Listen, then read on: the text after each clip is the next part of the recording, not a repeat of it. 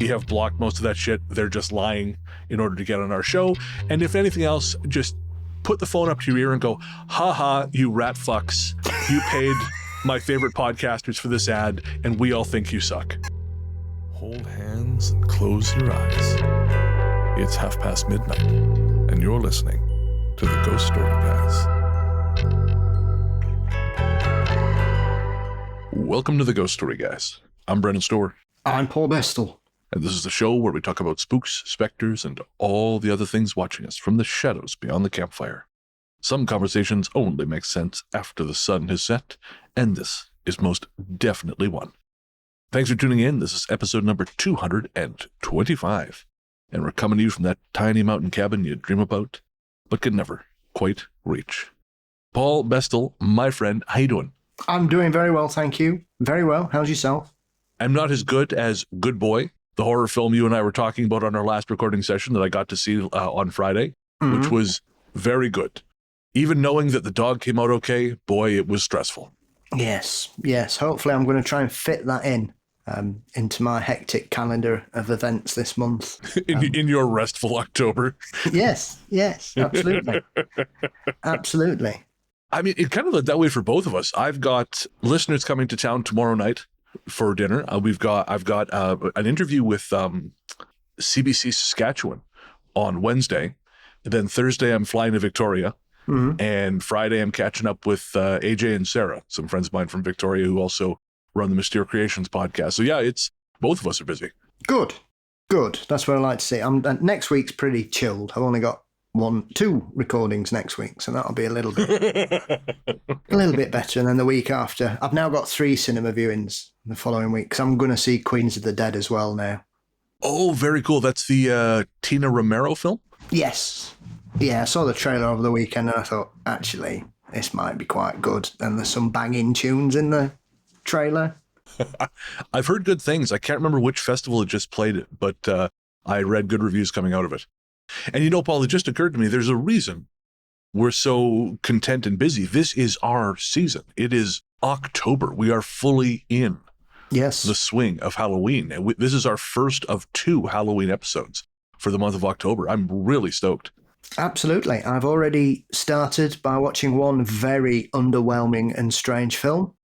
Don't watch The Wolf of Snow Hollow. That's my tip.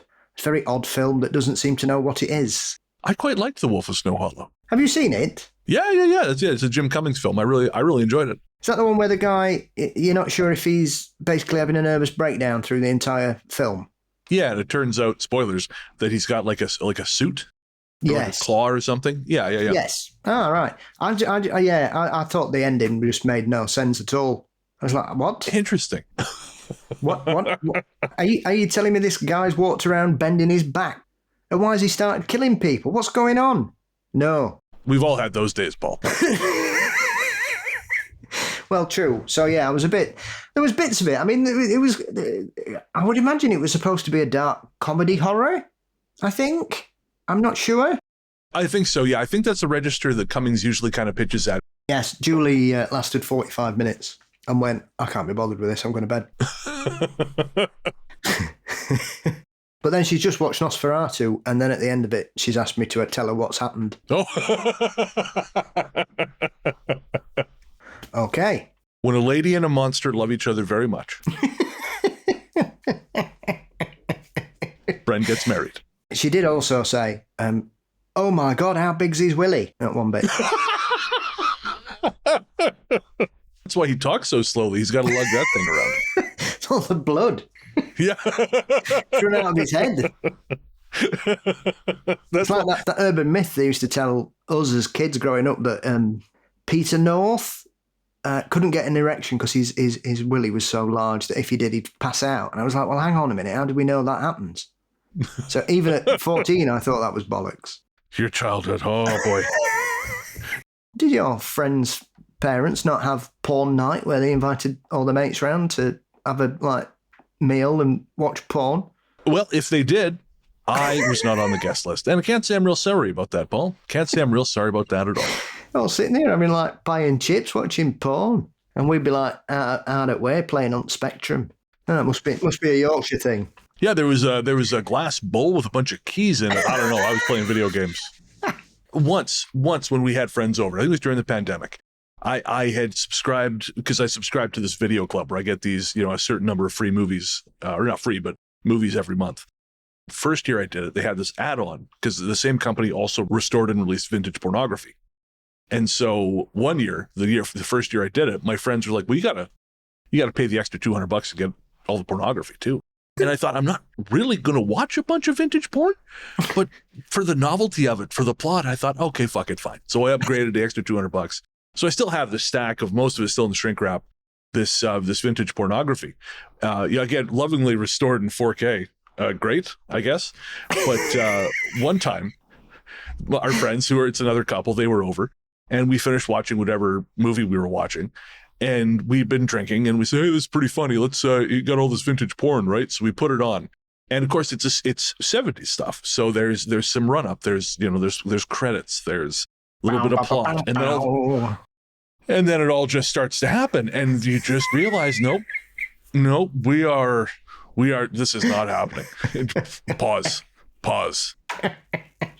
God almighty. No, this is not a common experience for me at the very least. And when we tried, it was very awkward and it never happened again. Good. Yes.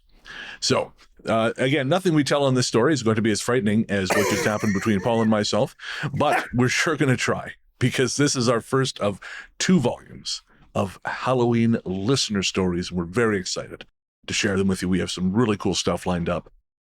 And of course, we're always interested in more listener stories. So if you are a first-time listener and you think, oh boy, I have my own spooky encounter that I want to share, ghoststoryguys@gmail.com, send it in. We are always wanting to do more listener stories episodes. Or can you help crack the Garth Brooks serial killer case? Yes. Refer to episode 223, wherein we discuss the possibility of Garth Brooks being a serial killer. Possibility, you say? Well, he could be listening, Paul. We have to build in plausible deniability. Garth Brooks is listening. We're in a world of trouble, mate. I'll miss you, my friend. I'm closer, so I'll go first. It's very brave of you. Like Lily Rose Depp in Nosferatu, sacrificing herself for the greater good. I don't love that comparison exactly, given what we were just saying, but we're going to sail right on past it, because I like to keep the intro under 10 minutes, and we're just gonna thank our patrons. This one's for the patrons. Patrons, we could not do what we do without you. And I understand that after hearing what you just heard, you might think that's a good thing, but it's not. No, we would very much like to keep this wagon train moving. And again, we could not do it without you. And while we'd like to thank all of our patrons, Apple Podcasts, and YouTube subscribers, right now we'd like to thank our latest ones. They are Zan Davis, Alex Hughes, John, and Sam Austin. Again, guys, thank you so much from the bottom of our terrible hearts. And if you would like to get access to bonus shows, early ad-free releases, extra conversations between myself and Paul, our monthly YouTube live stream, our Ghost Force shoutouts, all kinds of cool stuff, you can click the link in the show notes or head to patreon.com/ghoststoryguys, or finally become a friend of the cabin via Apple Podcasts or YouTube. All right, we're going to take a quick break and be right back with our first batch of Halloween listener stories. Ooh.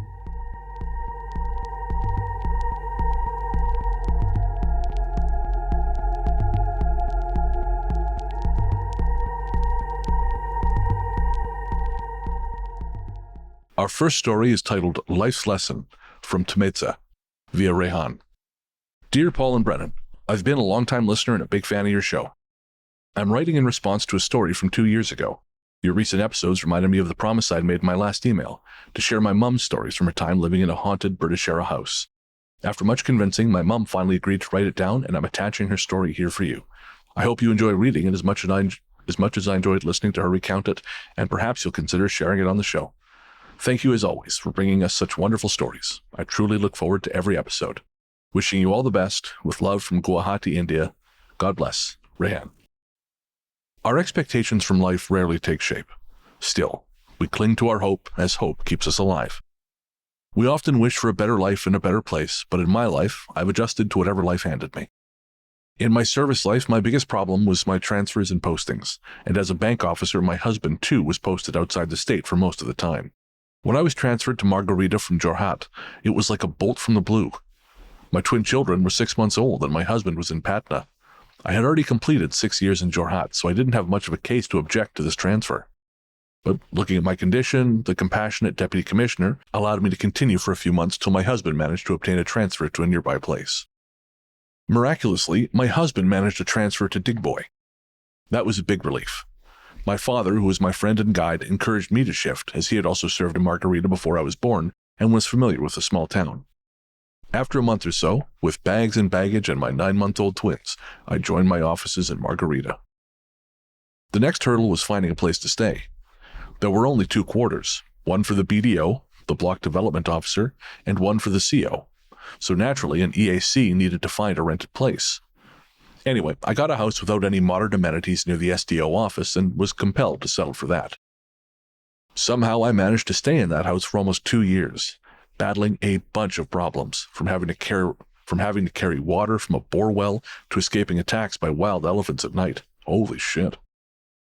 Then suddenly the election officer, Mr. Victor Carpenter, who is lovingly addressed as Victor Dada by us all, was transferred to the Assam House in New Delhi. He was occupying a requisition bungalow of the art company, a very beautiful house by the roadside in Margarita, which was now up for grabs. The SDO was kind enough to immediately order his PA to draft a letter of allotment of that house in my name. I was overjoyed. Besides being spacious and easily accessible, the house was like an antique piece constructed during the British era. But the balloon of my joy was punctured within an hour by the assistant who came to deliver the letter. He whispered to me, "Baidu," which means elder sister, "that house is haunted." And so the story begins. Every assistant in the office, my uncle, who worked in Coal India Limited, my paternal aunt, my neighbors, and, to top it all, the officer in charge of the Margarita police station, all reiterated the same thing. My husband found these rumors amusing and exciting, and was more than willing to have a first-hand experience. I was flabbergasted. Victor Dada, who was getting ready to leave, very calmly reassured me that the house may be haunted, but said they meant no harm. With a broken heart and tears in my eyes, I approached my father. He was a man of discipline who had served in the police since 1941 and won various awards for his bravery. First, he scolded me for believing in such nonsense, then offered to come and stay with us for a few days. After seeing the place, my papa was happy that his daughter had been allotted such a beautiful house. He helped us pack and move. At last, I finally shifted to that haunted house with a confused mind. My father and husband excitedly started unpacking and arranging our luggage. My father started fixing the electrical gadgets in the rooms. But all of a sudden, he fell down from a table while trying to fix a light bulb. He immediately accused my husband of pushing him, but that was impossible as my husband was working with me. We were all in the same room. Papa became very quiet and didn't argue further. After a while, he told me to read a particular chapter from my prayer book before putting the babies to bed. This scared me further, but I obeyed him. We finished a very quiet dinner, and, without much discussion, went to bed. The master bedroom was pretty big. The guest room prepared for Papa was across the hall, which was also spacious with an old-style chimney and mantelpiece. I was scared the whole time, but kept telling myself that if Victor Dada could stay there, I could too. We were all very tired and fell asleep as soon as we hit the bed. But suddenly I woke up to a peculiar sound, the sound of a table tennis ball falling from a height and bouncing across the floor, followed by another noise, as if a banana plant was being cut with a hacksaw. As soon as I tried to wake my husband, everything became silent. Then I heard my father's voice. As we both jumped out of bed, we saw Papa standing in the doorway, asking for one of the Nepali kukris, special Nepali knife he had given me for decoration. The beautifully designed kukris were presented to him during his farewell after retirement. He took one of them and walked back to his room. I just sat in my bed, holding my kids for the rest of the night, waiting for the light of day. The next morning, Papa went out just after breakfast to meet an old friend. After about an hour, he returned with a retired army personnel. I was actually half expecting to see some Mulvi, Islamic teacher with him to perform some prayers to exorcise the house. But my father was totally against such things. His friend was too. He told me several scary stories of his own life and how he had dealt with them. According to him, time exists in layers, realm after realm. The old man moved around the house and told me a strange story. He said souls are everywhere. We should respect them like our guests and pray for them. But how? Then he taught me how to pray for souls. The prayers were in English. He was Hindu and I am Muslim. I wrote down the prayers very obediently. One of his suggestions was to keep a glass of water every night outside the house, as a sign of my acceptance of their existence, and not to be scared if I experienced their presence. Sounds funny, but I obeyed for the sake of my children. Yes, my children grew up in that house, but I felt them many a time, like the sound of someone opening a tap in the bathroom, footsteps in the sitting room, or voices in the guest room. Interestingly, the same sound of the table tennis ball bouncing nearby always came as a warning before anything paranormal happened. I knew that in the next moment, something was going to go down. The most harrowing incident happened when my kids were 2.5 years old. My maid's daughter came to visit us. It was a cold winter evening. Her daughter, Babani, gifted my daughter a pair of pael, or anklets, and put them on her tiny feet. She was very happy, and she danced around. As it was quite cold, my maid started a fire in the fireplace of the living room. We were all sitting beside it, waiting for my husband to return from the office. He was late. Then my maid, whom I used to address as Didi, left with her daughter for the market while I went to the kitchen to bring milk for the kids. As soon as I entered the kitchen, I heard the ball falling and bouncing just near me. I froze. Suddenly, I heard my daughter's pael. I looked back to take her and run to my son, but there was nobody behind me. I ran to the room where my children were playing, and I saw that my son was holding a burning log in his hand, and my daughter's dress was about to catch fire. My heart skipped a few beats, I'm sure. I rushed towards them. Somehow I put out the fire from her dress, but my hands were burnt. That night when I went to bed, I felt that someone, some unseen presence, had saved my family from an unimaginable mishap. Later, my husband was transferred to Guwahati due to an untoward incident at the Digboy branch. I stayed back with my maid, not scared anymore. But my maid has another story. Her house was nearby. Every day after I left for the office after having sent my children to school, she would lock up the house and go home. I didn't know about this at all, but it seems that the driver would come back to pick her up from her home, along with the children from school. One of my neighbors, who was suspicious of her routine, told me to be careful, that she might be taking valuables from my house. But I'd never found anything missing. My maid was commonly known as Baba Nirma, Babani's mother, and was very reliable, but I used to call her Didi, not Baba Nirma. When I confronted her, she told me why she would leave the house occasionally instead of staying there alone, that she often heard footsteps, heavy breathing, knocking on the door, and so on after I left for work. Sometimes she even heard someone call out to her as Baba Nirma in my voice, my own voice, but she knew I never called her by that name. She even heard someone tell her in Bengali not to use too much oil in her cooking, like I would advise her. So she preferred not to stay in the house until the children returned from school. I stayed in that house for more than 3 years. I stopped being afraid. The unusual activities, the sound of the bouncing ball, they all ceased gradually. Perhaps whoever they were transferred to another realm. After my transfer from Margarita, 1 or 2 officers were allocated that house. But a few years back, I visited there and visited my aunt's place. I felt very bad to see that the beautiful house was now occupied by some youth club and was in a deplorable condition. By the way, that house was known as Kedar Mukherjee's bungalow, but that's a story for another time. Tamisa. How cool's that? That is a fabulous story, and we don't have a ton of stories from India. Ever since doing the Haunting of India story in the old days, or Haunting of India episode rather, we haven't really had a ton. And it's a fascinating region with I have to admit, like a whole cosmology of folklore that is completely foreign to me. Absolutely. I don't know anywhere near as much as I'd like to, but I do know the difference between booters and butters. Now you're just bragging. I was thinking that the bouncing ball sound reminded me of your childhood story where the toilet would flush. Yep. As soon as I saw that, it made me smile. Because I thought, I've heard that before where there's always there was always a warning sound, like you could hear it popping, like a popping noise. Interesting. And so, yeah, it is strange. I would imagine there's quite a few of these where you get like kind of a warning or an alarm that something's about to occur, but that's quite a very distinct noise. I kind of, as soon as I read that, I understood that perfectly, because I know, most people have played table tennis. It is a very distinctive sound if a table tennis ball bounces. Doesn't sound like anything else. And I think it's interesting because I think obviously our first thought is always, this is scary.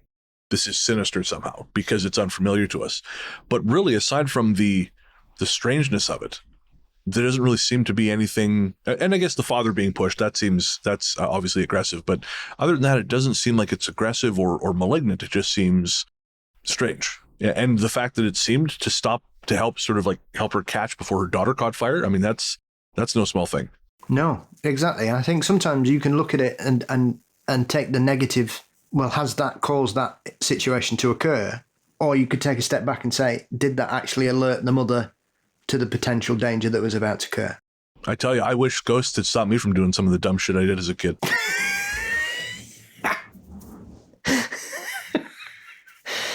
I mean, to be fair, sometimes it doesn't matter who's on my shoulder telling me what not to do. I'd have done it anyway, mate. So, That's fair. Yeah, there's definitely some decisions in the past where I imagine the old guardian angels were just like Spock in Star Trek 2. He's hand against the glass trying to communicate.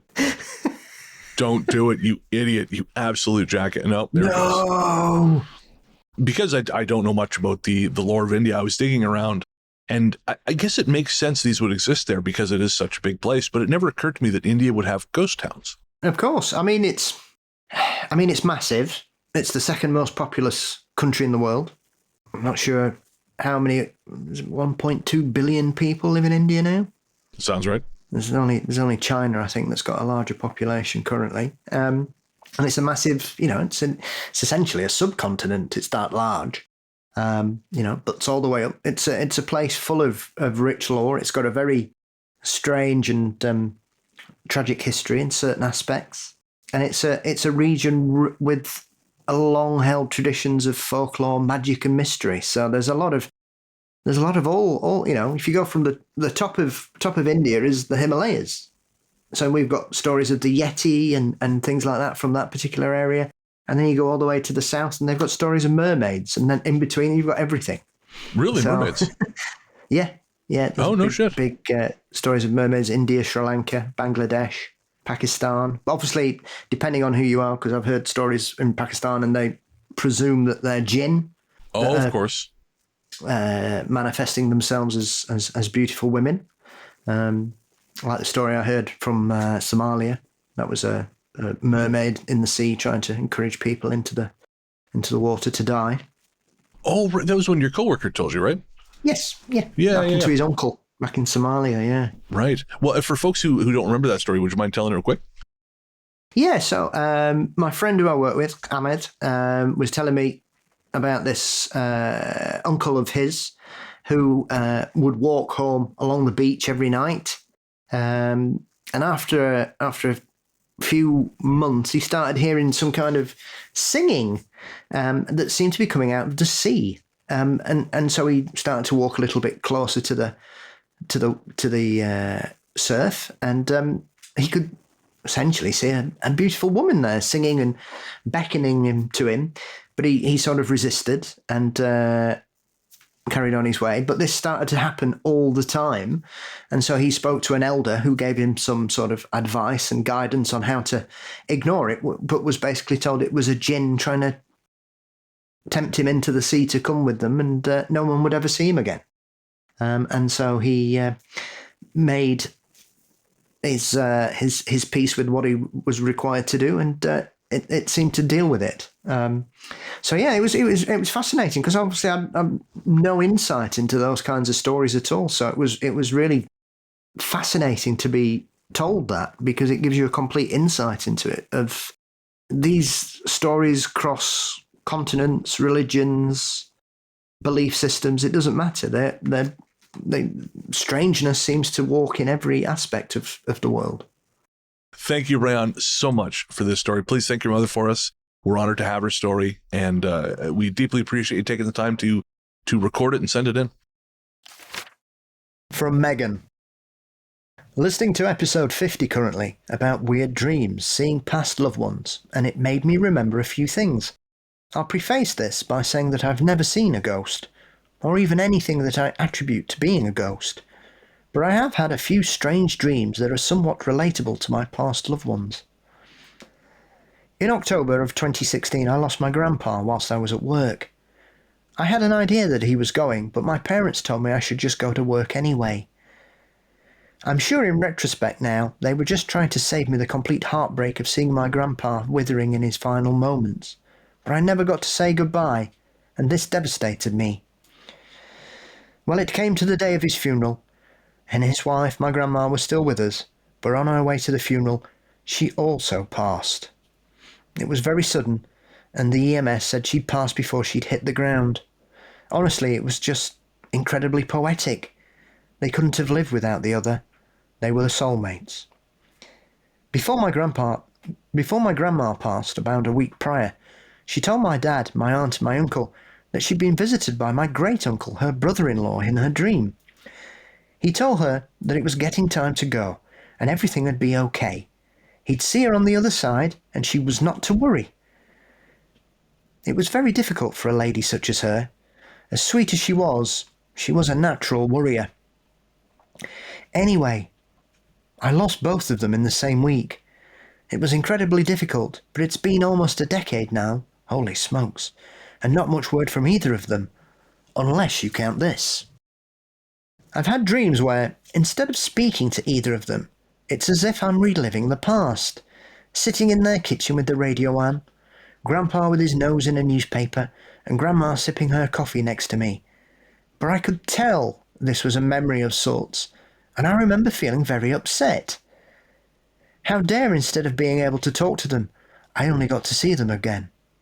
Of course, I joke. I've seen my grandmother in passing in a dream, with Zach Baggins investigating their old home. I did enjoy Ghost Adventures for a time. I always was creeped out by their basement at my grandparents', but I only saw her in passing, and in the dream I gasped and ran towards her. I called out to her, but she disappeared. Outside of those, I've had no ghosts. I've had dreams of being maybe a past life, living in France, speaking what I can only assume was perfect French, and my family do have a background in Europe. I've seen a barn in a very bizarre and unsettling dream that had an alcove, and I told my mum about it, and she said it sounded like her grandmother's old barn, which I never got to see. And a couple of other odd dreams, and yet still no ghosts. Though maybe telling my relatives I don't actually want to see them in person as a ghost might have been the cause. I just don't know how I'd react to seeing them in person again, but not being able to communicate. We maybe had a girl ghost in my old home that I grew up in as a kid, and I get headaches in certain old buildings I visit sometimes. But I suppose it could be the mould. I'm still holding out hope that ghosts are real, but I haven't seen them yet. I'm sorry for the long email. I've had more experiences than I thought, I guess. Haha. Thanks for reading. Feel free to share this on your podcast or not. I just felt like sharing it with you. Take care, and much love to both of you. Megan. So thank you, Megan. If you are that far back in the catalog, it might be a while before you hear this, but thank you for sending that in. And it's really quite lovely. You know, yes. I honestly, I think even if I had that dream, if I just had a dream where I was sitting with my grandparents or some of the other folks I've lost over the years and just sitting there quietly as the afternoon slowly ticked by, I'd be totally fine with that. I suppose sometimes you take comfort in what you get, really. I can understand why you would feel annoyed if you love someone so much and you want to say and tell them that, especially when they both pass so suddenly. It's kind of taken away, but I suppose you should embrace what you get and take solace in it, whatever happens, Megan. Yeah, and honestly, I think it's really important to just say those things, even if it's just out loud by yourself. Just say those things, and who knows, Megan? Maybe they hear it. In fact, her dream about sitting with her grandparents reminded me of something I heard a long time ago on a podcast. I've mentioned this off and on before, but the wrestler Roddy Piper. Yes. I found out he had a podcast in 2015, and you and I were talking off air about the Comedy Store in London, which of course was named for the Comedy Store in Los Angeles. And so finding out Roddy Piper had a podcast, which I hadn't watched wrestling since I was a kid, but I distinctly remembered him from then. I'd listened to his podcast, and he was co-hosting it at the end, because of course he passed shortly after I started listening to it. And he was co-host was a comic from the Comedy Store. And so that kind of became my entry into that world. That's why I went to LA that year. Why I finally decided to go is because I just was inspired after hearing all these stories. Anyways, the reason I bring it up is Piper, he used to talk about this one particular memory he had of sitting on a windowsill with, I think, the wrestler Kurt Hennig, who wrestled as Mr. Perfect. Mm-hmm. It was them sitting in the windows, and there was two other guys in the room, and they were just shooting the shit.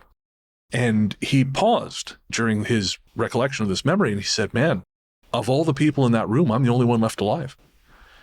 And I had this very strong visual of just a room full of people, and slowly it empties as those people move on. And I didn't really necessarily understand what that felt like until now. You know, I'm 10 years older now than I was when I listened to that, and I've lost people since then, and I have memories now where I'm the only person left in that room. And it's a strange feeling to engage with your own mortality in a different way, in a more immediate way, I guess. Absolutely. I mean, it's quite apt, really. Obviously, we've recently lost the legendary Jane Goodall. Of course, yeah. And she's said in recent interviews that she realised that her health was beginning to fail her, and she didn't consider that she would be here much longer. And somebody said, well, are you afraid of dying? And she went, no, it's the next big adventure for me, and I'm looking forward to it. I love that. Yeah. And we can learn, I think it's very much a Western thing that we have this trepidation and fear of death, which is often not replicated in other cultures around the world. And I think we can learn a lot from that. There seems to be a finality in a lot of Western civilizations in regards to that. And I think doing this show, having the experiences that we've had, hearing the stories from our listeners and other people, shows us that death is not the end. It's just different. Yeah. Yeah, I years ago when I was first getting into the paranormal, I read a book called After Death by Daryl Rainey. I think it was Rainey was the guy's name. And if I remember correctly, he wrote the first half of the book it's about death. It's about this what you're talking about, this idea that in the West we have sort of stigmatized death. We've kind of taken it out of life. So death now happens behind closed doors. It happens out of view. You know, you're encouraged not to see the remains of your loved ones. You know, if there's a wake, a lot of folks will tell you, well, don't look at the body. Remember them as they were. And he said that he, in his opinion, has produced a lot of anxiety because death is such a foreign thing to us now, even more so than death might ordinarily be. It's a foreign thing to us. It is so alien to us. But as I recall, the second half of the book was written after he himself was diagnosed with a terminal illness. And it makes for an enlightening read. You know, it's sort of the perspective shift, as I recall. I don't know if the book's still in print. I bought it secondhand, but it must be a very, very different beast to approach life. Because, I mean, we are all of us dying, right? Like that's the thing. All of us have a terminal disease. That shit's called life. Yes. But most of us, the expiration date's far enough out, you don't think about it. But as you age, you think about it more. And as I say, I think having is what you're describing, that holistic view of it is like, this is just the stepping off point to the next thing. I think maybe helps mitigate that anxiety. Yes, as the great philosophers Iron Maiden once said, as soon as you're born, you're dying. Well, thank you, Megan. And when you make it up to this point in the catalog, we say hi.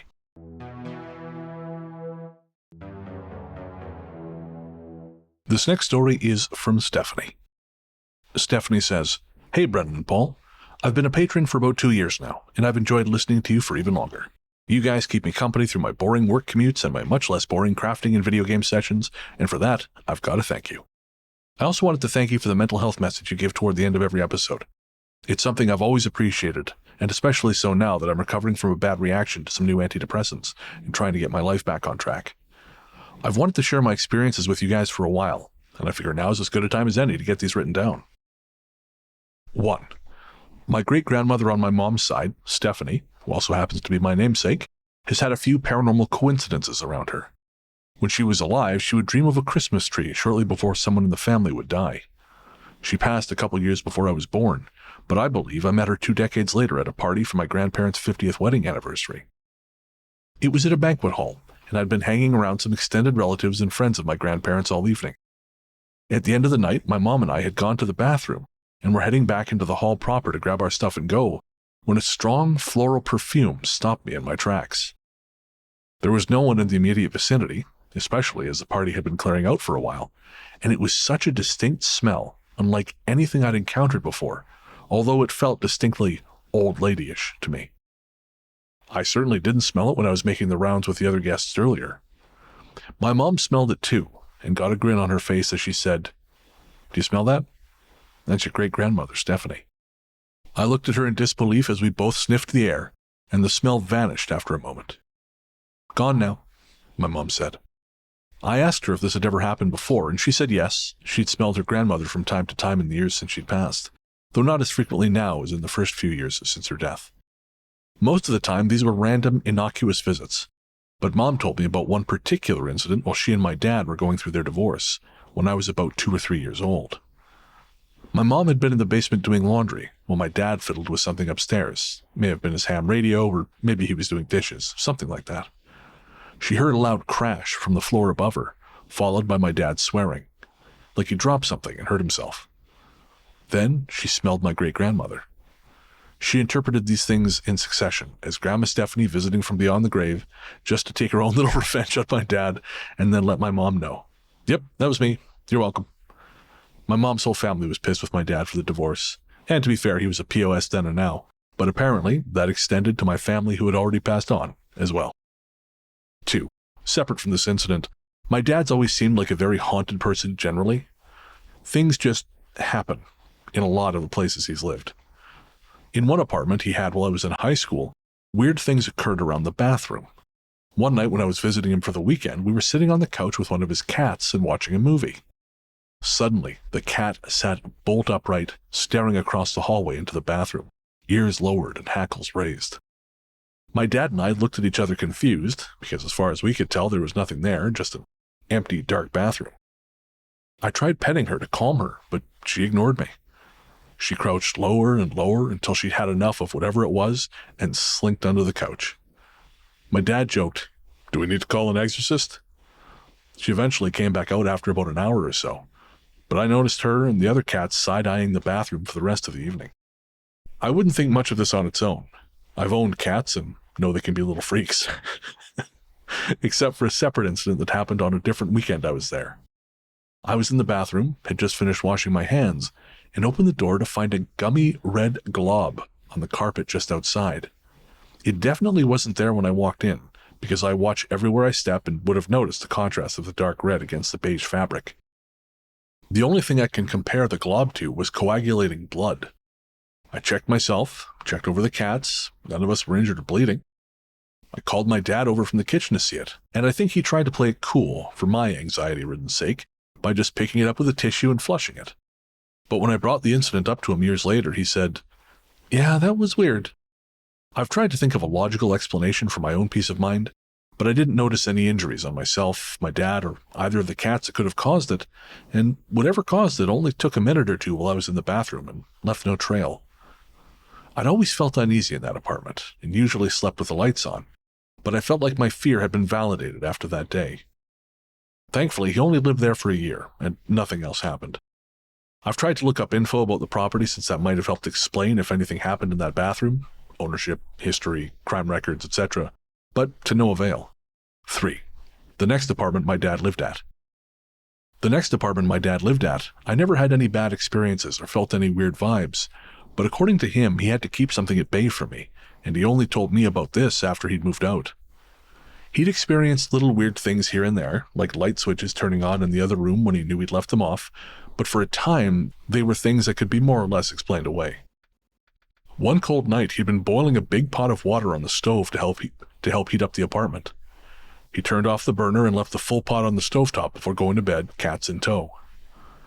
As he drifted to sleep, he heard a loud bang from the kitchen and saw both cats lift their heads up from the edge of the bed.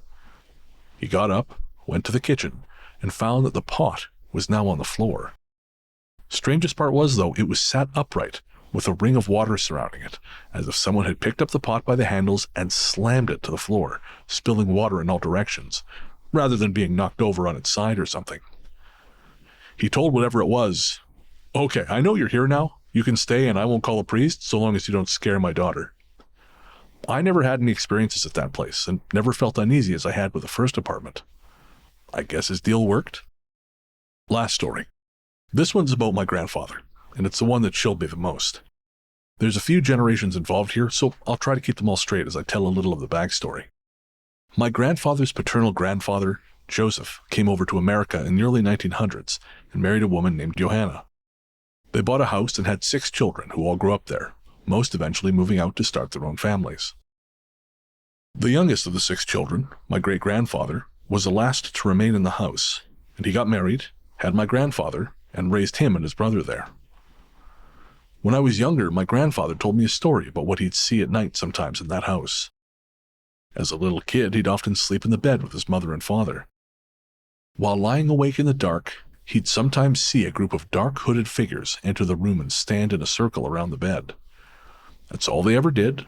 They never tried to hurt him or get any closer, just stand there. When he'd pointed out to his parents, they'd shush him and tell him to go back to sleep, apparently unable to see the same figures he did. He told me this story so matter-of-factly, not in an attempt to scare me or anything, but as if it was a normal part of his childhood. We'd reference it jokingly for years, like, "Oh, did you see any more of those hooded figures last night?" In time, I mostly forgot about the story and didn't bring it up again for a decade until I started doing research on my own family history. I got to his line of the family, tracing back to his grandparents, Joseph and Johanna, who owned the house originally. I searched for the basic info first, like census records, marriage certificates, and grave sites, and I noticed they both had the same date of death, when they were both only around 40 years old. I figured something tragic must have happened, maybe an accident. This was confirmed when I dug up a newspaper clipping from that day, though the story of their deaths was far, far grislier than I had anticipated. Early that morning, Johanna was murdered in her home at the hands of her husband, Joseph. Their eldest son, who was only a teenager at the time, called for the police. Joseph was taken into custody for questioning, seemingly in a daze, and when searched, they found 2 empty pill bottles in his pockets. He slumped over in his chair and died before he could be questioned. Without anywhere else to really go, the 6 children continued living in that house, presumably under the direction of the oldest son or some other family member who stepped in. It's the same house my grandfather would grow up in. In the same house, he saw dark hooded figures standing around his bed at night. When I remembered my grandfather's story and made that connection in my head, I felt my body go cold. I don't know if my grandfather had ever been told what happened to his grandparents. His dad would have only been a toddler at the time of the murder, and all of the kids except the oldest son were in another city visiting family that day, so he wasn't even around when it happened. It's never been talked about or referenced by my family, even when I mentioned that I was doing ancestry research, and to my knowledge, I'm the only living relative who knows the detail of how they died. Taking my grandfather at his word that he really did see dark figures in the house that night, I have to wonder if there's some connection between them and the circumstances around his grandparents' deaths. Are they some entities attracted to the house over what happened there? Some psychic projection of family trauma? I'm not going to claim to know how the paranormal works, but it feels like something dark was brought into the house that my grandfather experienced. My family's got plenty of stories, but these were the strangest. They're the ones that involved me more directly. The paranormal has always been taken as a fact of life on both sides of the family, so there's a lot of anecdotes that get brought up from time to time. Thanks for reading, and if either of you ever happen to find yourselves in the Detroit, Michigan area, I'd be happy to show you around the cool spots. Stay spooky, Stephanie. What's your take on that one, Paul? Especially the dark figures. Fascinating, isn't it? I agree with Stephanie. I think her father was haunted rather than him living in haunted places. You get it occasionally. Wherever someone goes, they seem to be attracting strangeness of a variety of levels. And you would also be able to think perhaps that clearly her dad was listened to, because when you make that kind of deal and it works, well, why would it? Unless it was a bit of a mutual respect thing going on. I always like stories like that, where somebody starts turning up and playing silly buggers, because even basic physics will tell you that a kettle can't fall like that. No. I'm sure somebody might try and pretend it will, but it can't. It doesn't drop like that. That literally, like Stephanie says, looks like it had been picked up and smashed on the floor and the water had come out. So yeah, I love things like this where you've got these people who just seem to have strangeness attached to them. It'd be interesting to know where her family came from in Europe. That would be intriguing, because I think that might give us a bit more sort of insight into what might have come along with them for the ride. Yeah, well, the thing I was really curious about, and I don't know if she specified, but I'm curious to know if that's her paternal grandfather who told her that story, because I'd be curious to know if this is like a generational haunting. If he, if it's his father who experienced the shadow men around the bed when he was a toddler. Yeah. Because I think that would tell us a lot about the state of the thing. Does it say? I don't think so. Yeah, so Stephanie, I'd be curious to know if this is a paternal grandfather or the maternal grandfather. I will say, a lot of people don't realize when you start doing genealogy, you have to be prepared to find some shit. Everyone's like, oh, my family history is boring, and then it turns out, Nick found this. She found out that in her extended family back in Scotland, that one of her second or third uncles had tried to do a death wish. Some drug dealer had sold his son a hot shot, I guess. Yeah. And his son had died of an overdose. So the dad tried to go out and kill this guy. And it did, unlike Death Wish, it did not end the way that, it didn't, let's put it this way. He didn't make it out like Paul Kersey did.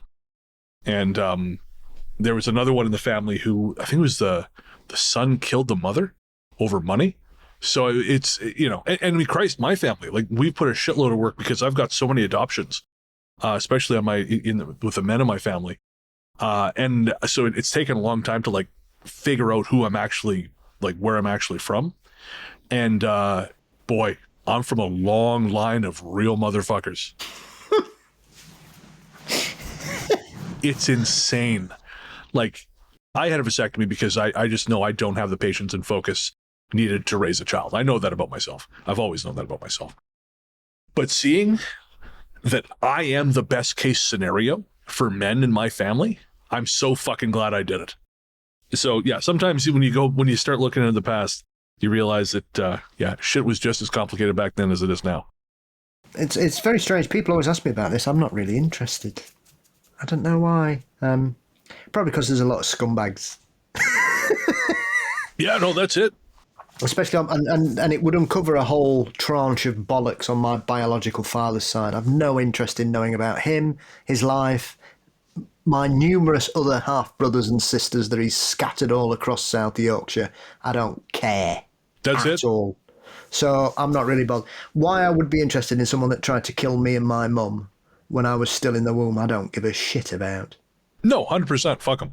And honestly, I think in some cases you're better off not knowing. Like I actually didn't have any interest in knowing, but Nick is, again, like super into, she's done courses on genetic genealogy. She actually does it as a volunteer for a certain agency over in the UK who works with the police. So like she's very, very good at it. She's exceptional at it. And so it was sort of a challenge for her because there is so much unknown about my family. So she thought, oh, I'm gonna unravel this. And eventually she asked me to do one of the swab tests so she could, and I didn't even think about it. It was, yeah, sure, whatever. Yeah, okay, sweetie, do the swab, and then that's a great motion. Is that why she's been buying stocks in Colossal Science? I don't know. I actually don't know the company. They're the people that are looking into bringing back the mammoth and the thylacine. Oh God! Well, hopefully she's. No, Nick's better with money than I am. You'll get home and there'll be like a Megan version of you. oh, Brennan 2.0. Oh, no, Well, you know what? That's a world that I hope neither of us live in. Genuinely, the thought was so terrifying; it stopped me in my tracks. I'm imagining the Bren version of the evil us's from Bill and Ted's Bogus Journey. Oh, So that I is just bogus. I look like I'm made out of plastic Kleenex boxes. Hey, actually, our cat, our remaining cat Bodhi, he seems to have, taken on much of my traits in my absence. So he's like constantly demanding her attention, and he takes up most of the bed, and so there's a balance at least. She doesn't even really need a robot me. She's got a slightly furrier me, who at least Yes. can fit on her lap. Yes. Well, I realised that because this morning Theo woke me up at 6:30 to tell me to get out of bed. So he could lay there. Yeah, so he did. Oh, He that's woke me up amazing. to get me out of bed so he could lay next to Julie. So I went and kicked on the settee. That's fantastic. Little shit. Oh man, I love them.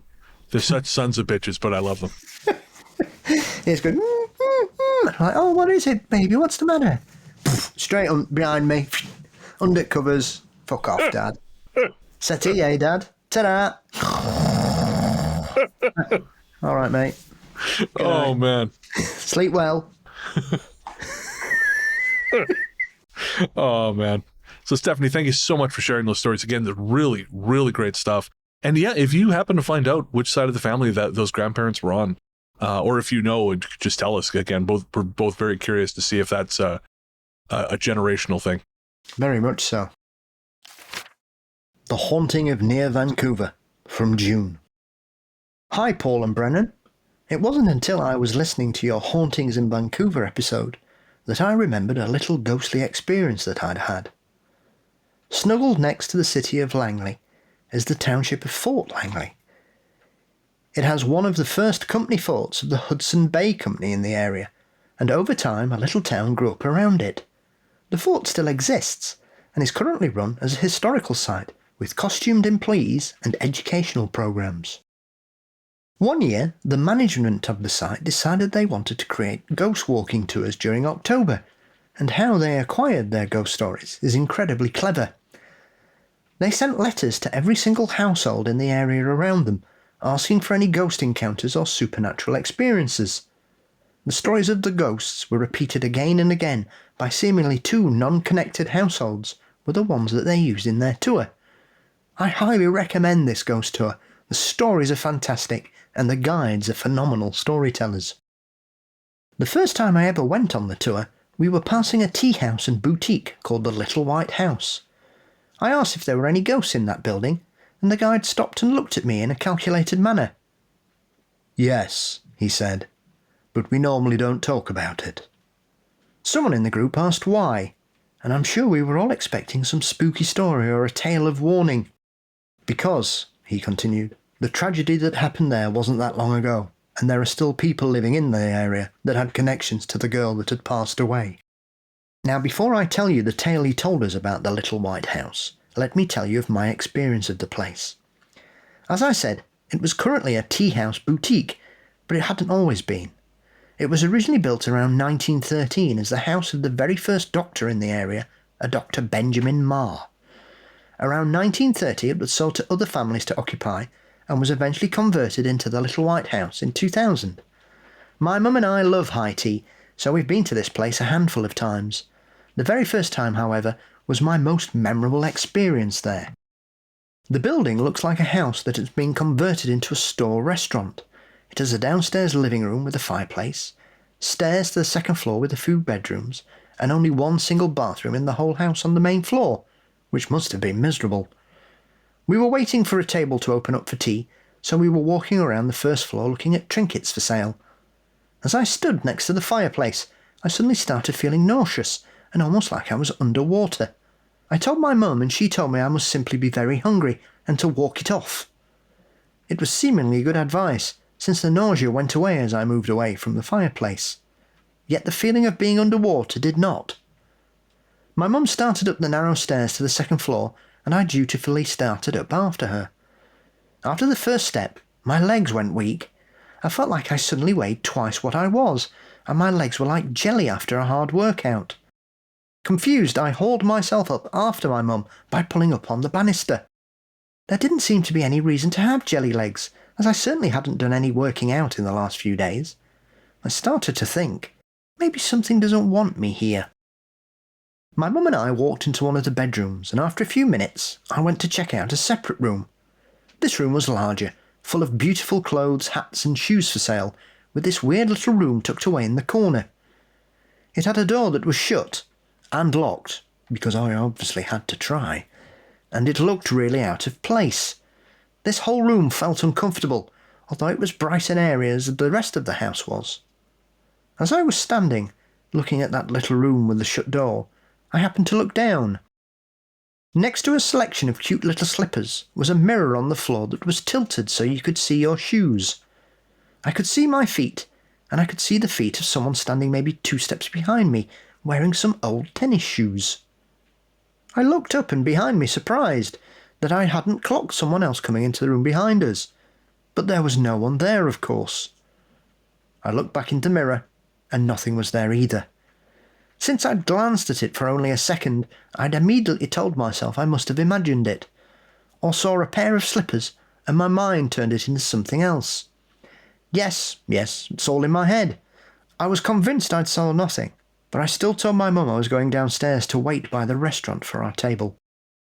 All of this eerily lines up with what the Parks Canada tour guide told us about Ma House on that ghost walk. He told us that in the 1960s, 70s, there was a young girl living in that house who fell in love at the tender age of 15. Her household was strict when it came to boys, so of course she had to be sneaky in meeting him. When she got pregnant, she didn't tell her parents right away, but she did tell her boyfriend. Wouldn't you know, he stopped visiting her and moved on to a new girl. She eventually told the parents, and they behaved in an absolutely deplorable way. They told everyone she had gone away to a school or a family member far away, but in reality, they'd shut her in that tiny room on the 2nd floor. No one must know you are here, they threatened her, for they did not want a scandal. But if you remember, there was only one bathroom in that entire house, and it was on the main floor. So she would have to sneak down the stairs when company was over and rush into the bathroom so no one would spot her. It would have been a miserable and uncomfortable experience, and all the while dealing with a broken heart. It finally got to the point that she decided she was done being pregnant and took action. She left the house, walked to the local drugstore and bought some rat poison. The authorities don't know if she was trying to rid herself of the baby or if she'd actually sought to end her life, but either way, she did not survive ingesting it. The guide went on to tell us that that main bathroom will slam and lock without anyone inside. How they've had to have numerous call-outs to locksmiths to get the door open when a customer has become inexplicably trapped inside. Because she was still a child when this tragedy happened, and because there are people who had gone to school with her still living there, the guides won't talk about the house unless someone specifically asks. Cheers, June. Wow, June, thanks for the story. That's grim as shit. Good Lord. I tell you, I actually hope that one's not true. You know, sometimes these, as you and I have discussed many times, these kind of stories get ginned up in order to explain a haunting. And I hope, like, fuck, this is one of them, because that's sad. I mean, I know it's not an uncommon story, especially in times when abortion is harder to access, but Jesus Christ. I wouldn't be surprised if it's true in the slightest. Yeah. Sadly. How awful, poor lass. Awful. Well, and when she said, in love at 15, I was like, Jesus Christ. I'm glad the parents were, chasing the prick away. Yikes. Well, yeah, I'm going to say, the parents and the boyfriend don't come out of this with any glory attached to them at all, do they? No. I mean, that seems like terrifyingly common, though. I don't know. I don't know enough about child rearing, obviously. I know fuck all about this stuff. But it seems to me like for some folks, the idea that children have their own personhood is like news. And that you have to kind of treat them like a functioning human because they're going to do shit even if you tell them no. It's almost like, well, if I beat them like a dog, then eventually they'll do what I tell them to do. And I mean, maybe, but Not always. And No, it tends to send people doolally that, and they go off the rails for a few years. yeah, that's it. It's always the people who try to do this iron control on their kids. Yeah. I mean, I shouldn't say always, but like that. I don't think it ever ends well. Yeah. I'm always amazed by people, especially people I grew up with. I want to know what age they forget what shits they were as kids. Oh, yeah. Because It's then right their about the kids time- start doing probably less worse things than they did, but it's out of order. Give over. I mean, I saw one person a few years ago absolutely livid that their 15-year-old daughter had got drunk. And I was thinking, I know exactly what you were getting up to at 15. and if I were you, I'd be thankful she's only getting drunk, love. So it just baffles me. It would be incredibly hypocritical for me to even have tried to have chastised my daughter for anything she may have done before we reconciled, because I'd be a walking hypocrite. There wasn't much I didn't do. That doesn't mean it's great and cool and whatever, you know. Sometimes you've got to make a lot of mistakes before you find the right path. But I'd be like one of the dickhead dads we get on here.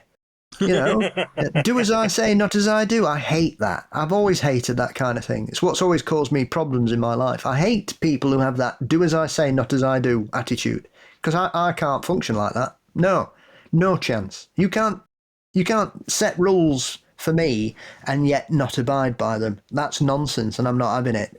So I've always been rebellious. I will say that was something my mom was very cool about when I was younger. She said, you know, I don't like smoking weed, but she said, I've tried it. And she's like, if that's something you did, I don't want you to, but I can't give you too much shit if you do. Same thing with drinking. And I never did. Like, I didn't have my first drink really until I was, I don't know, 18. I didn't really smoke. I smoked weed once when I was 22. And it wasn't until I started working in the industry that I actually started not seriously, but like recreationally smoking weed just because it was relaxing. There was none of that, like, again, that like tight control. So I didn't do any of that shit. Yeah. And I think that's just this weird thing.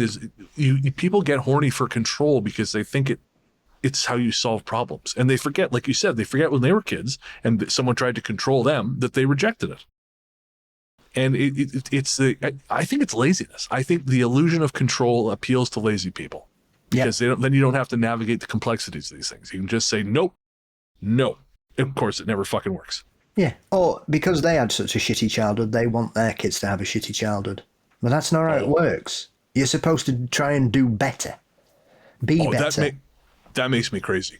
When people say, they're shitty to their kids and they say, well, I'm just getting them ready for the world. No, man, the world does that. You're supposed to be the person they go to when the world fucks them over. But all you're doing is making sure that as soon as they're old enough, they get the hell away from you and you don't get calls on Christmas anymore. Yeah. Like, right. This is a huge problem right now, where just the media ecosystem of the last 30 years has fucked a generation up so badly. They've just alienated their kids. They're alien and they can't understand. Well, you know, they come up. This is where all this woke shit comes from. People are like, oh, it's woke. The woke have changed my kids. It's chased my kids away. No, man. The media you consume has polluted your brain so badly that you have just become a walking, talking vector of hate, and you don't see it. So no one wants to be around you because you fucking suck. Yeah, that's all it is, man. Home should always be a safe space. Yeah, it's absolutely the protection from the shit of the world, and you shouldn't dread going home. No, as a kid, under any circumstances, and too many do, and that's not on. One of the functions I have is this. I tend to talk to a lot of people who have things going on, things they want to talk about. They have issues or whatever. So I'll talk to them about it. And one of the things that comes up so often is I don't want to talk to my family because I've changed. I've tried to grow. But whenever I approach them, they want to talk to me like I'm the same person I was and pull me into playing the same bullshit games I used to when I was a kid in terms of like the control and the hectoring. And again, they're always shocked when it doesn't, that I don't want to go back there. And I can't say I blame them. Not at all. It is what it is, sadly. Yes, it really is. And always remember, folks, that stupid saying that your shitty relatives will throw at you, blood is thicker than water. Remember, that's not what it actually means. That is a truncated version of the full proverb. Yes. The blood of the covenant is thicker than the water of the womb, which Yes. means the choices you make and the alliances you make matter much more than who birthed you. Yes. And as I've always said, you can pick your friends, but you can't pick your family. So if they fuck you off, cut them off. Exactly. Fuck them. Fuck them and enjoy life. Hell yeah. Enjoy life while you're listening to these ads. We don't like it any more than you do. Oh, and before we go to the ads, actually, this came up on the last Talk Spooky, the last Talk Spooky when we're recording this. It's all very, very chronologically confused right now. But anyways, if you ever hear an ad for something on this show and you think, boy, that sounds counter to everything Brendan and Paul have ever said, it probably is, and we probably didn't agree to have it in there. There was an ad for Ice that went out on Talk Spooky, Travolta's Ghost. Oh, yeah. Yeah. Really embodies our belief system, that. Yeah, I know. Jackbooted thugs, stormtroopers in the streets. It's Bren, Paul, and the fucking Waffen SS. God damn. What happens is organizations like that who are unpopular, their ad agencies will lie about the content of the ads in order to get past blocks. Because we and a lot of shows like us, we have blocks against really anything political turning up in the show in terms of ads. And, work or like NGO, any of that stuff. We just try and keep it out of the ads. Like we don't want, gun manufacturers, all that shit. I just don't want their money. No. But sometimes these companies will lie when they put the tags on it because they know that most of the shows are not wanting these ads. So if you hear something like that, just know that no, we have blocked most of that shit. They're just lying in order to get on our show. And if anything else, just put the phone up to your ear and go, ha, you rat fucks. You paid my favorite podcasters for this ad, and we all think you suck. So you wasted your money, and you kept the lights on at Ghost Story Guys HQ.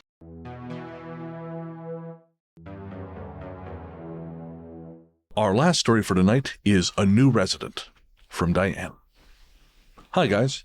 First of all, I really want to thank you for both your openness and honesty and frank discussion on mental health. The podcast has been keeping me company through some really rough times, and I don't doubt it'll continue to do so. I'm also sure I'm not the only one who feels that way. Now, on to the spooky shit. I've lived in my house for about 15 years now, and I'm gearing up to sell it. I've always known it was haunted, and have always figured that it's not anything with malicious intent. I've always felt it was a distinctively male presence, and George feels like the name that fits. While I've seen some strange things happen, I've never seen George himself. But last Saturday morning, I saw something that most certainly was not George. I was in my kitchen making coffee. It was a nice, bright morning. Nothing out of the ordinary at all. I have a habit of puttering around the kitchen while the coffee brews. I like my morning joint and morning coffee at the same time, what can I say? And I just finished doing the dishes. Now that's living, Diane. I was leaning with my arms resting on the counter and my chin resting on my arms, waiting for the coffee maker to finish, just sort of absently staring at it, when I saw, very clearly, a woman in a lace dress walk from left to right behind me, reflected in the coffee pot. It looked like if I turned around, she'd be close enough to touch.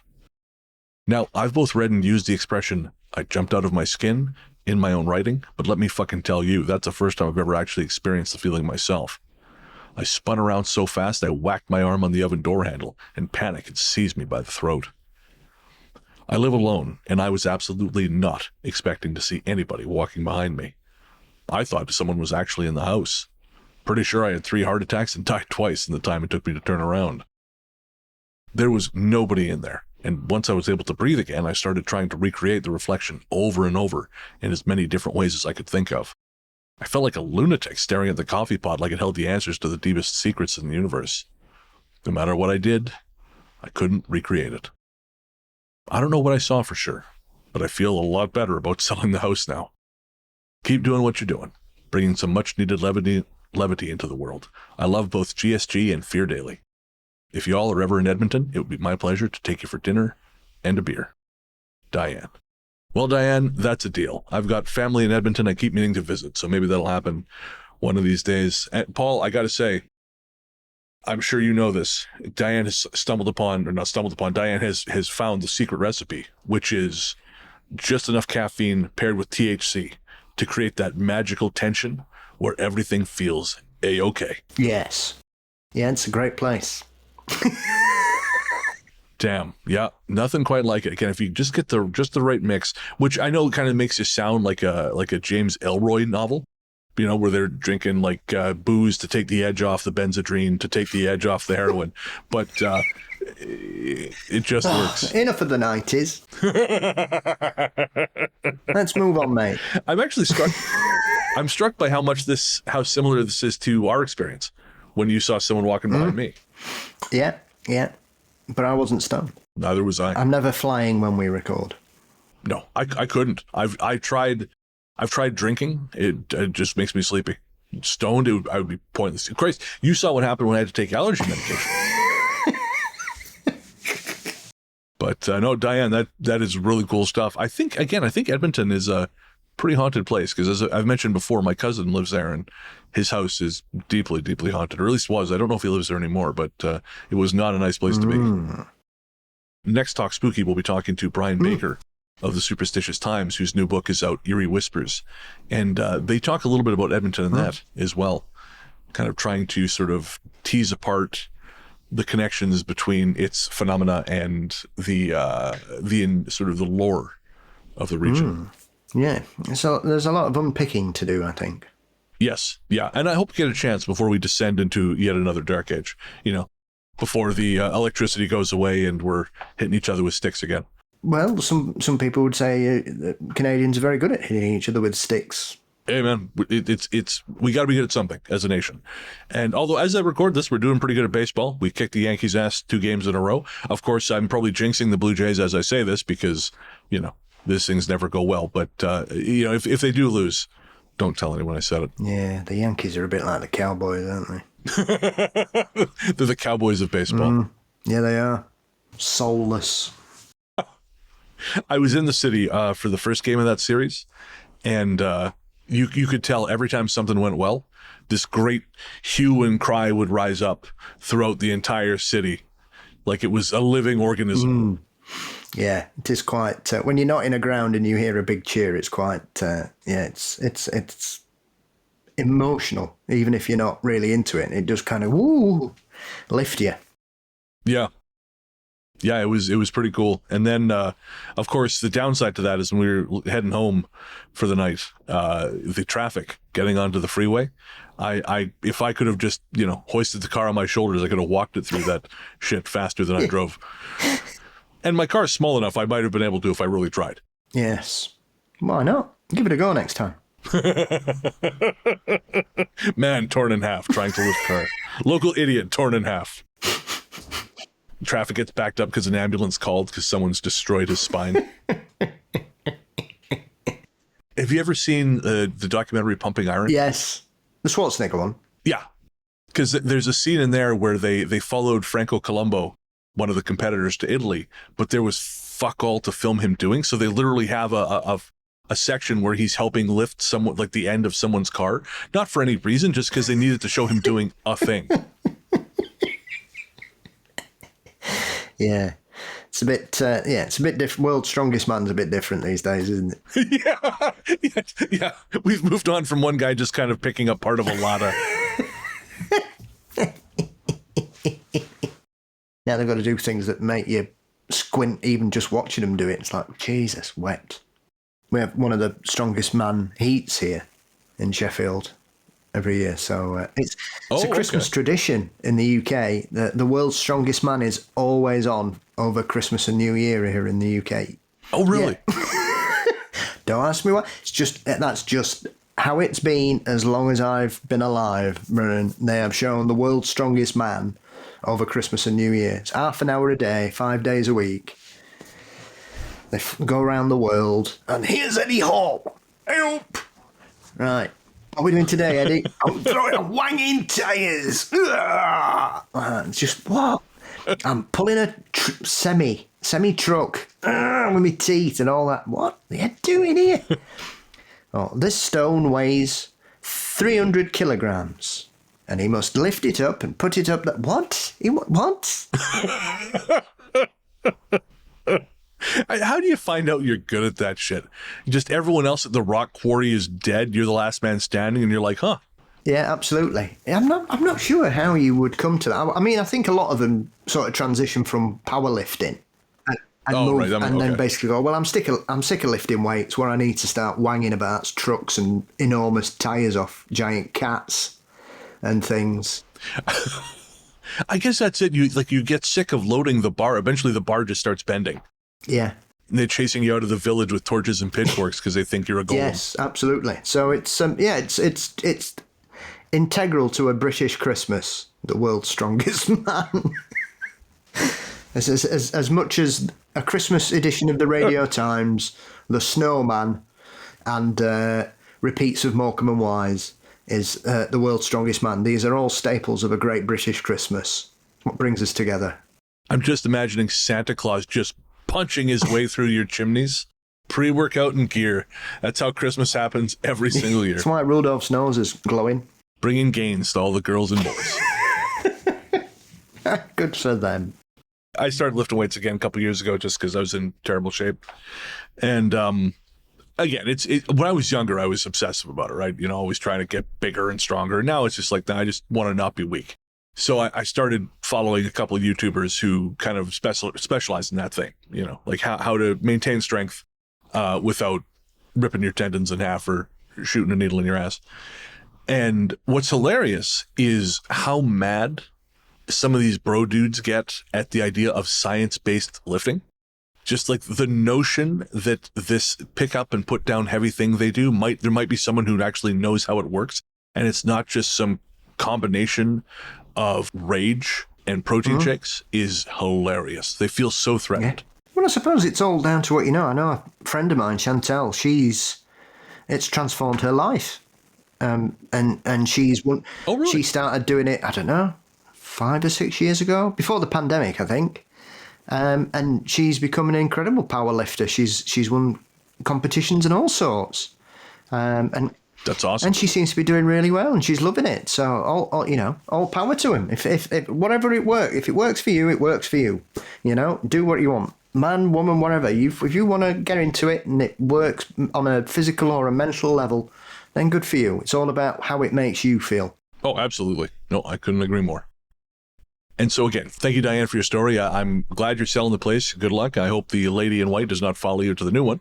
And if you have a story about a lady in white or any other kind of spectral presence or encounter with something strange and unusual, send us an email at ghoststoryguys@gmail.com. We're also on Facebook as The Ghost Story Guys, finally made a group. We're on Instagram as The Ghost Story Guys, and we're on Reddit as r/Ghost Story Guys podcast. Now we're going to take a quick break, and we'll be back with our Ghost Force shoutouts.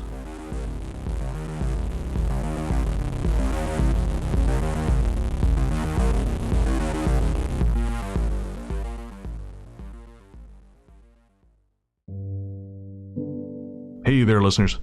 Before you reach for that skip 15 seconds ahead button, I promise you this isn't an ad. We wanted to take a minute to talk to you about mental health. On this show, I've always tried to be as honest and open as possible about my struggles with depression and anxiety, because even though we've come a long way towards acknowledging the very real damage these things can do, there is still way too much lingering stigma about reaching out for help. And when you start to feel like there's no help, it's easy to start feeling like there's no hope. But Paul has joined me today to remind you there is always hope and there's always help. We're not going to try and talk you out of self-harming right now, because we know that's not how it works.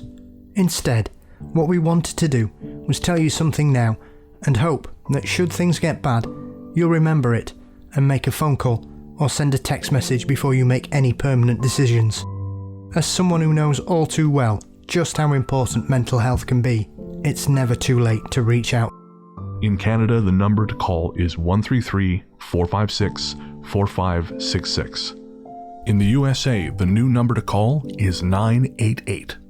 That's 988. In the UK, the number to call is 116123, or text SHOUT, that's SHOUT, to 85258. In Australia, The number to call is 131114. However bad shit seems, it will pass. And no matter what your brain might be telling you at any given moment, and believe me when I say I know this intimately, there are people who love you and people who care deeply about how you treat yourself. Should a time come when you find yourself despairing, please know that we've both been where you are, and there is a way back to the world. Take care. Welcome back.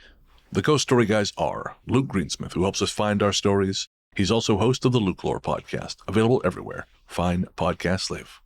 Sarah Kent, who helps manage our Reddit community. Tanya Downing and Mark Semler, who help manage our Facebook community. Our paranormal conductor is Mr. Brennan Storr. And of course, my friend and co-host is the one, the only, the inimitable Paul Bestel, the paranormal Johnny Carson himself, host of Mysteries and Monsters. Paul, what's coming up on M&M? One of your fellow countrymen joins me for a journey into the darker side of strangeness as Mike Brown from Dark Poutine shares some thoughts on a variety of serial killers before we talk about some of Canada's strangest stories, including Granger Taylor and a few others among most. Very cool. And where can everyone find you online? You can find Mysteries and Monsters across most social media networks and podcast sites. Fabulous. I'm largely the truth on Threads, Instagram, Blue Sky, and Letterboxd. And you can find my horror fiction show, Fear Daily, everywhere fine podcasts live. And of course, as we said at the top of the show, none of this happens without our patrons, Apple Podcasts, and YouTube subscribers. Thank you to every single one of you. We deeply appreciate you. And if you'd like to join our community of very, very cool people, you can click the link in the show notes, head to patreon.com/ghoststoryguys, or become a friend of the cabin via Apple Podcasts or YouTube. That gets you access to bonus shows, ad-free early release, extra conversations between myself and Paul, our monthly YouTube live stream, and a whole lot more. Sign up by clicking the link in the show notes, by heading to patreon.com/ghoststoryguys, or becoming a friend of the cabin on Apple Podcasts or YouTube. And of course, if you sign up to become a patron at the $20 level, well, my friends, that makes you part of a very elite club, one that gets thanked here every second story episode. That's a little club that we like to call Ghost Force. That's right. Patrons at the $20 level and above become part of Ghost Force, the coolest club this side of... Paul, I can't think of another cool club. I thought of two cults. The Hellfire Club. I guess that, well, it's better than the cults I was thinking of. The first one was Nexium. I don't know why that came to my mind. We're definitely cooler than Nexium, and there's no branding. But, yeah, don't know why that was the first one. Who was the other one? No, we're just going to stop there. It's better if we don't say. Jonestown. We're also cooler than them. Not off. Unlike Jonestown or Nexium, all we want is your money. And for $20 a month, you get thanked here every second story show.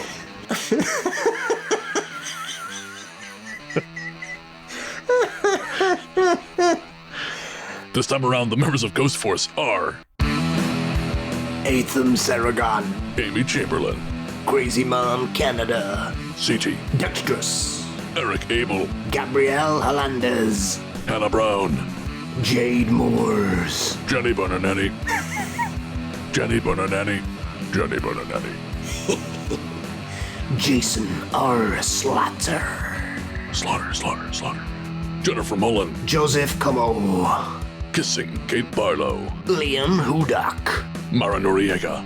Mark Semler. Merlin Hansen. Michelle Randall. Peter Guns 08.5. Yeehaw! Robin Teen. Ruck and Runny Shenanigans. Shannon Steyer. Trash Panda Kit. Trent Cannon. You are the few. You are the spooky. You are not in a cult, but you're still really cool. You are Ghost Force.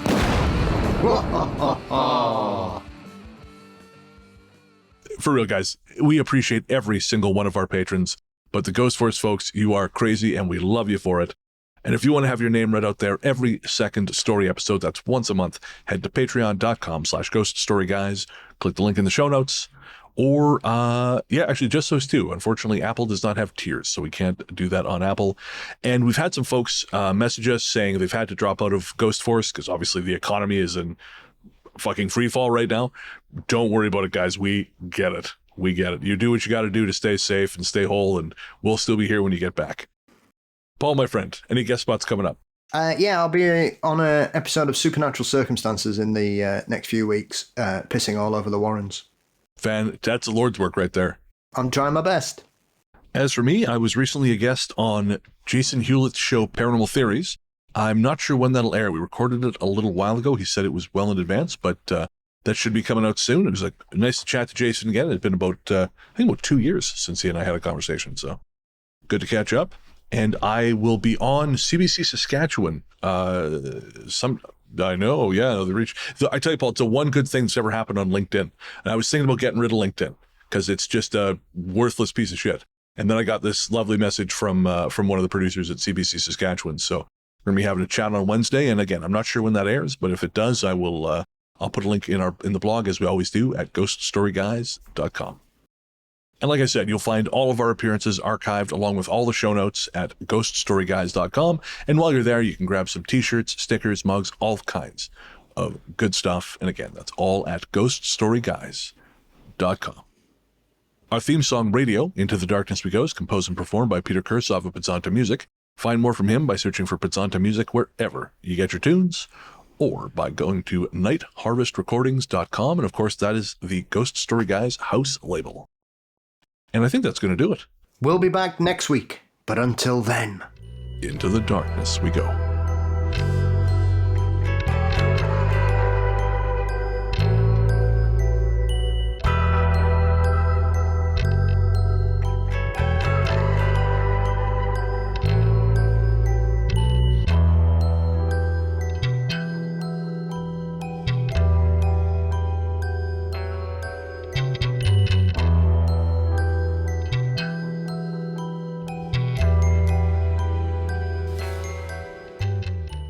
Oh no, I'm so sorry. It was so pixelated I couldn't see anything. So you could have been waving your dick around. Okay, yep. I mean, it could have been that. Apparently, I used to be a really good swimmer, and I nearly drowned when I was like 4, and I don't remember it. So it's probably something else that's hidden in my mind, along with the abduction. Sorry about the abduction thing. It's the only address I could think of when the aliens came to my place. All I remember is hearing Katy Perry's Raw constantly. And now Paul's getting probed. If only it had been Miley Cyrus, it could have come in like a wrecking ball. But Christ, that's just as bad. Stop it. Do you live in Central California? Let us know, and then we can apologize to you next episode. Oh, I'm not going to apologize. You know what you did. Things I never thought I'd see in my life is Bruce Dickinson turning up on Red Zone, singing the American anthem at an NFL game. But I've seen it now, so I'll just wait for the next thing I never thought I'd ever see. 2025 is, in fact, the year of things we never thought we'd see. This is very true. Like the push me, pull me from Dr. Dolittle. That's kind of what I was thinking, actually. Was it from Futurama, Mr. Chunks? Oh, yeah, I do. I don't know. Something about that particular combination of words struck me as vaguely unsettling. I don't know. Maybe it's just the nightmare vision of, or the robot version of me that I'm still coping with. It was once you put the knife down, we were all right. Oh, I just put it out of frame. Out of frame.